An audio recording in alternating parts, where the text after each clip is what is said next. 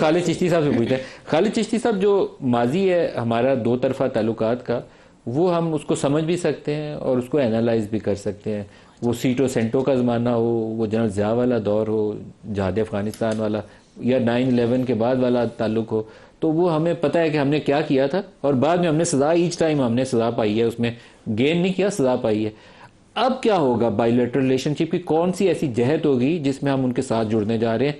क्योंकि ट्रंप के जो बयानात और जितनी उन्होंने इज्जत दी पाकिस्तान के आर्मी चीफ को, वैसे तो वो एक तरह से जब इज्जत देते हैं फील्ड मार्शल को तो बड़ा खुशी इसलिए होती है कि इंडिया में उस पर काफ़ी सफ़े मातम बिछती है, मैं बहुत खुश होता हूँ कि उनको तकलीफ पहुँच रही है। लेकिन एटलीस्ट पाकिस्तान शुड अंडरस्टैंड कि हमारी रिलेशनशिप की अब नई बेसिस क्या है, हमारी इंगेजमेंट के पैरामीटर्स क्या हैं, उसमें हमारे लिए गेन क्या है। क्या हम वो रेडिकुलाइजेशन जो पहले पाकिस्तानी सोसाइटी में लाई है, कोई इस तरह की तो तल्लुकात की नोयत नहीं है? क्या इसको प्रॉपरली अंडरस्टैंड करना, एनालाइज करना ज़रूरी नहीं है एयर कमोडोर साहब? बहुत शुक्रिया मलिक साहब, आपने मुझे इनवाइट किया है। देखिए, जो हिस्टोरिकल पर्सपेक्टिव आप कह रहे थे, मैं थोड़ा सा एयरफोर्स का ऐड कर देता हूँ। 1965 जो सेंटो सीटो तो आपने कहा, वो बिल्कुल ठीक पॉइंट आउट किया है। 1965 वॉर के बाद हम पर सेक्शन लग गई, 71 के बाद लग गई, लेकिन थोड़ा सा फास्ट फॉरवर्ड करके 80s में आ जाते हैं, जब सोवियत यूनियन अफगानिस्तान में आ गया था।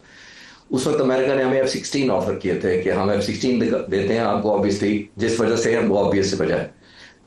एक चीज जो जाहिर है पब्लिक में थोड़ी सी कम नोन है कि 82 में जब ये जहाज ऑफर किए जा रहे थे, तो अमेरिका ने हमें कहा कि हम आपको J-79 इंजन देंगे F-16 के साथ, जो इंफीरियर इंजन था F-100 के मुकाबले में, जो अमेरिकन एयरफोर्स खुद यूज कर रही थी।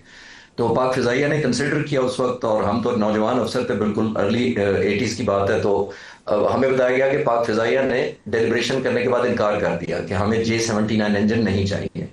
फिर इंसिस्ट किया गया, तो फिर अमेरिका मान गया कि आपको F-100 वही इंजन देंगे जो अमेरिकन एयरफोर्स खुद यूज कर रही है। और मेरे एक इंस्ट्रक्टर हैं जो F-16 उस फ्लीट में हिस्सा थे, पायलट थे, जब उनसे मेरी बात हुई बाद में भी, कई सालों बाद भी, तो उन्होंने कहा कि इवन इलेक्ट्रॉनिक्स की कुछ ऐसी सेंसिटिविटी चीज थी जो शायद मैं अभी शेयर ना कर सकूं, लेकिन उन्होंने कहा कि वो भी उन्होंने आखिरी वक्त रोक ली। तो हमारी फिजाइया ने ये डिसाइड किया कि हमें इन जहाजों के साथ टेक ऑफ ही नहीं करेंगे, यानी पाकिस्तान नहीं लेकर आएंगे इन जहाजों को, जब तक वो हमें इलेक्ट्रॉनिक की चीजें वही नहीं लगाई जाती जो एज पर द एग्रीमेंट है या एज पर यूएस स्पेसिफिकेशन है। अब ये सारा होता क्यों है? आया पाकिस्तान की उस वक्त इतनी स्ट्रांग पोजीशन थी कि हम उनको प्रेशराइज कर सकते थे? ऐसा नहीं था। हर मुल्क जो मैं समझता हूं कि कोलैबोरेट करता है, वो अपनी अपनी नेशनल इंटरेस्ट के हिसाब से करता है। वो जैसे हम बात कर रहे हैं कि कोई मुल्क आउट ऑफ द वे नहीं जाता किसी के लिए। अगर फास्ट फॉरवर्ड कर लेते हैं, लेकिन खालिद चिश्ती साहब, आप F-16 एक मिसाल दे रहे हैं, वो आप 60s में भी उन्होंने कुछ पुराने जहाजबाज और असला वसला और नेवी को जहाजबाज दिए थे, लेकिन हमने जब जहाद अफगानिस्तान में उनका इत्तेहादी बनना पसंद किया, तो ये जितने अरब मुजाहिदीन हैं, उसामा बिन लादेन समेत, अल-जवाहिरी समेत, इन सारों को CIA वेस्टर्न मनी और अरब फंडिंग के साथ हायर करके पाकिस्तान लेकर आई थी। पाकिस्तानी सरजमीन को लॉन्च पैड के तौर पर इस्तेमाल किया गया था। वो सजा क्या हमारे लिए कम थी, जिसके बाद में हमारे ऊपर इल्ज़ाम लगते रहे? वो लेके ये आए थे, CIA भर्ती करके लाई थी। आप बिल्कुल फोरवॉर्न कर रहे हैं, हिस्ट्री के जो हमारे सबक हैं बिल्कुल ठीक कर रहे हैं, मैं आपसे मुत्तफिक हूं।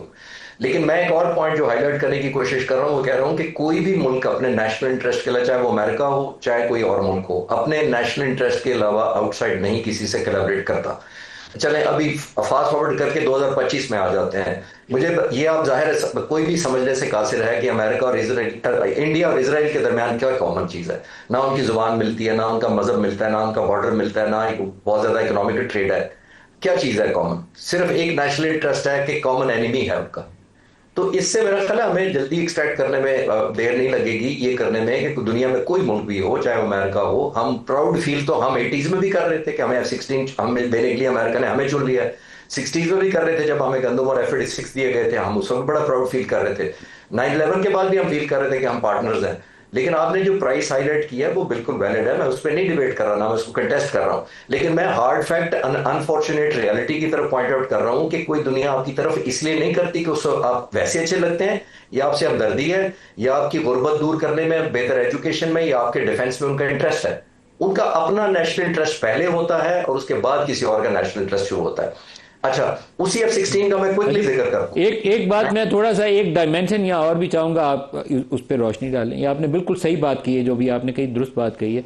मिडल ईस्ट के अंदर बहुत सारी अमेरिकन यूनिवर्सिटीज हैं, उन्होंने अपने कैंपसेस बना रखे हैं कतर के अंदर भी हैं, यूएई के अंदर भी हैं। तो मैंने इनके कुछ बहुत सारे लोगों से, मुझे कुछ डेलीगेट से मिलने का मौका मिलता है माजी में, तो मैंने उन्हें कहा कि आप पाकिस्तान से अगर अच्छा ताल्लुक़ रखते हैं, पाकिस्तान की कोई खिदमत करना चाहते हैं, तो MIT के, कैलटेक के, वो स्टैनफोर्ड के यहाँ कैंपसेस खोलें जहाँ बच्चे पढ़ें और बाद में अमेरिकन यूनिवर्सिटियों में जाएं, गूगल में जाएं और बड़े बड़े एप्पल में जाएं, इन इदारों में काम करें, तो वो पाकिस्तान की खिदमत होगी। उस तरफ तो वो हमारी तरफ कोई नहीं लेके आते। US एड की मनी जो है उन्हीं के वो जो हायर किए हुए लोग हैं उसी में खाई जाती है। कोई कैंपस यहाँ बना दे तो हमारे बच्चों का मुस्तकबिल बन जाए। तो आपको अपनी प्रायोरिटीज़ खुद भी, हमें पाकिस्तानियों को अपनी प्रायोरिटीज़ खुद भी सेट करनी चाहिए कि ये हमारी टर्म्स है, इस पर हम इंगेज करेंगे। 200% आई एग्री विद यू कि हमारी नेशनल इंटरेस्ट में या हमारे इंफ्रास्ट्रक्चर डेवलपमेंट में किसी की इंटरेस्ट नहीं होती। मैं एक डाउन साइड बताना भूल गया उस सेलिब्रेशन की, या ऐड करने का टाइम नहीं मिला मुझे। देखिए F-16 हमने मिले, बेस्ट ऑफ द बेस्ट जो हमने कहा हमें मिले। 1979 में सोवियत यूनियन ने विड्रॉ कर लिया, 1992 में टूट गया। 1989 में ही अमेरिकन प्रेसिडेंट ने ये कहकर इनकार कर दिया F-16 हमारे जो जिसकी पेमेंट हुई थी, आपको भी याद होगा कि क्योंकि हम न्यूक्लियर प्रोलिफरेशन में इन्वॉल्व हैं, और एकदम हम बैड बुक्स में आ गए, बैड गाइज बन गए और सैंक्शन लग गई। हमारे F-16 के पेमेंट दी जहाज भी रोक लिए गए और उसके बदले में उन्होंने हमें गंदम ऑफर की थी। हमारे नौजवानों को याद रखना चाहिए ये नेशनल इंटरेस्ट है। उनकी नेशनल इंटरेस्ट में नहीं था सोवियत यूनियन के जाने के बाद कि पाकिस्तान या पाकिस्तान की एयरफोर्स के साथ वो कोलैबोरेशन जारी रखें, तो उन्होंने विदहेल्ड कर दिया। और उन्हीं की कर्टसी की वजह से अब JF-17 थंडर इस वक्त पाक फिजाइया में 200 के करीब उड़ रहे हैं, क्योंकि देन वी रियलाइज कि ये कब तक हम डिपेंडेंट रहेंगे दूसरे मुल्कों पर। जब मर्जी वो हमारे स्पेयर पार्ट्स बंद कर देंगे। 65 में F-86 के साथ भी यही हुआ था, फिर F-104 के साथ भी यही हुआ था, फिर उसके बाद F-16 के साथ भी यही हुआ था, जिससे हम कंपेल होकर JF-17 थंडर की तरफ आए थे। तो मैं ये कह रहा हूँ ब्लेसिंग एंड डिस्गाइज भी है। जितनी आप इंडिजीनियस करेंगे उतना ही आपकी डिपेंडेंसी कम होगी, और बॉटम लाइन वो हमें याद रखनी पड़ेगी, हमें सेलिब्रेशन नहीं, हमें ये देखना है कि हमारा क्या नेशनल इंटरेस्ट है। दैट्स द फोरमोस्ट थिंग जो हमें ज़हन में रखनी चाहिए थ्रू आउट, मलिक साहब।